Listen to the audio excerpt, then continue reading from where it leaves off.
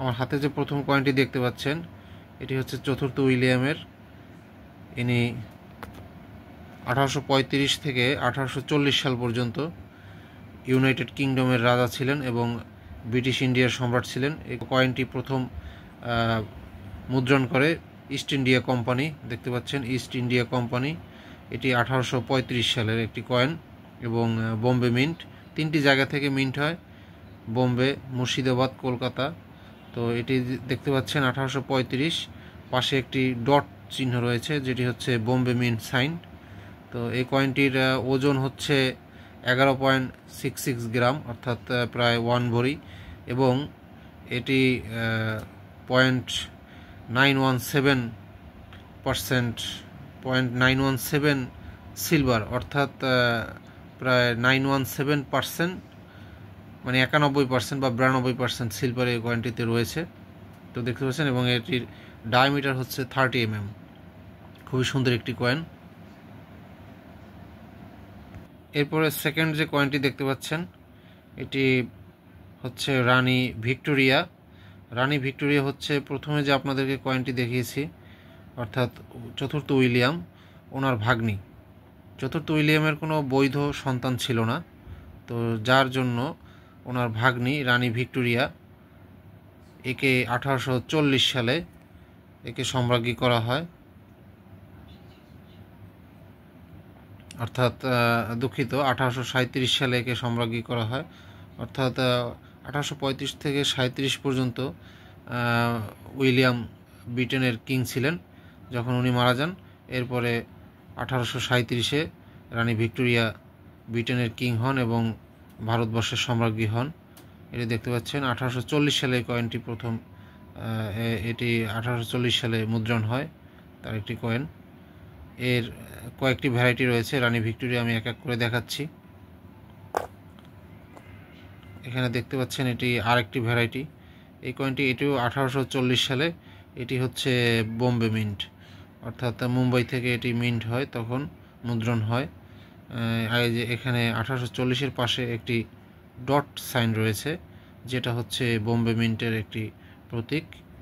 তো এটিও 11.66 গ্রাম এবং 92% এর রূপা রয়েছে, প্রায় 1 ভরি ওজনের একটি কয়েন। খুবই সুন্দর একটি কয়েন। এবং রানী ভিক্টোরিয়ার আরেকটি কয়েন রয়েছে এখানে, আমি দেখাচ্ছি আপনাদের। এই কয়েনটি, এটি যখন এখানে দেখা যাচ্ছে সবগুলো কয়েনে যেমন ভিক্টোরিয়া কুইন ছিল, আর এই কয়েনটিতে লেখা আছে ভিক্টোরিয়া এমপ্রেস। অর্থাৎ এটি যখন উনি সম্রাজ্ঞী হন, অর্থাৎ ওনার বিয়ের পরে এই ভ্যারাইটিতে আসে কয়েনটা। তো দেখতে পাচ্ছেন একটু চেঞ্জ আছে, রানী দুটোই একই রানী ভিক্টোরিয়া কয়েন, কিন্তু এর যে ভিক্টোরিয়ার যে ছবিটা দেখা যাচ্ছে, তো এখানে একটু চেঞ্জ আছে। এটি 1892, অর্থাৎ অনেক পরে এটি মিন্ট হয়। এবং ভিক্টোরিয়া কুইন 1901 পর্যন্ত উনি ছিলেন, জীবিত ছিলেন, এবং এই পর্যন্তই উনি ভারতবর্ষ শাসন করেন। তো এগুলো সব ব্রিটিশ ইন্ডিয়ার কয়েন।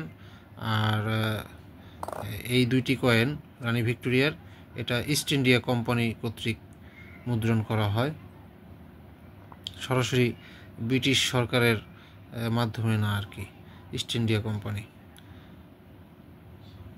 তো এই ছিল রানী ভিক্টোরিয়ার 1 রুপি সম্পর্কে। এরপরে আমরা অন্য একটি কয়েন দেখব। এখন যে কয়েনটি দেখতে পাচ্ছেন এটি হচ্ছে এডওয়ার্ড, সপ্তম এডওয়ার্ড। খুবই সুন্দর একটি কয়েন, 1906 সালের কয়েনটি। এটিরও ওজন 11.66 গ্রাম এবং 92% সিলভার এখানে রয়েছে। তো আর এর ডায়ামিটারটা হচ্ছে 30.7। এই কয়েনটি, এটি হচ্ছে রানী ভিক্টোরিয়ার ছেলে এডওয়ার্ড। ভিক্টোরিয়া মারা যাওয়ার পর 1901-এ ইনি সিংহাসনে বসেন এবং ভারতবর্ষেরও সম্রাট ছিলেন। তো দেখতে পাচ্ছেন খুবই সুন্দর কয়েনটি।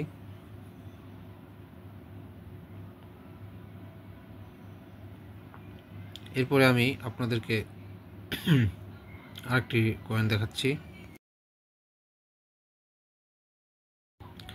দেখতে পাচ্ছেন আমার হাতে যে কয়েনটি, এটি হচ্ছে পঞ্চম জর্জ অর্থাৎ এডওয়ার্ডের বড় ছেলে।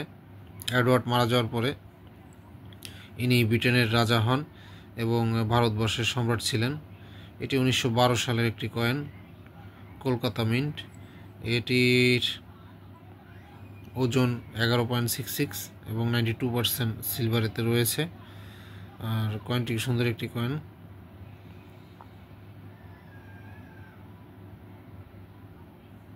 খুবই সুন্দর একটি কয়েন। এরপর আমি আপনাদের আর একটি সিলভার কয়েন দেখাচ্ছি। এটি বোম্বে মিন্ট, অর্থাৎ ওই যে ডট একটা সাইন দেখা যাচ্ছে এর হেডটার নিচে, এবং এটি হচ্ছে জর্জের দ্বিতীয় ছেলে, ষষ্ঠ জর্জ। আর এই কয়েনটির পিউরিটি হচ্ছে এটি 50% সিলভার এটাতে রয়েছে এবং ওজন 11.66 গ্রাম। এর সাইডগুলো দেখতে পাচ্ছেন একটু অন্যরকম ভেরিয়েশন আছে। খুবই সুন্দর একটি কয়েন। আর এই হচ্ছে ষষ্ঠ জর্জ, যিনি হচ্ছেন দ্বিতীয় এলিজাবেথ। আপনারা সবাই চেনেন, ব্রিটেনের রানী দ্বিতীয় এলিজাবেথের পিতা ইনি। তো যখন এর আসলে দুইজন মেয়ে ছিল, কোনো পুত্র সন্তান ছিলেন না, যার কারণে প্রথম সন্তান দ্বিতীয় এলিজাবেথ উনি ব্রিটেনের রানী হন। পরবর্তীতে ভারতবর্ষের তিনিও সম্রাজ্ঞী ছিলেন। তো এই হচ্ছে আসলে ইতিহাস।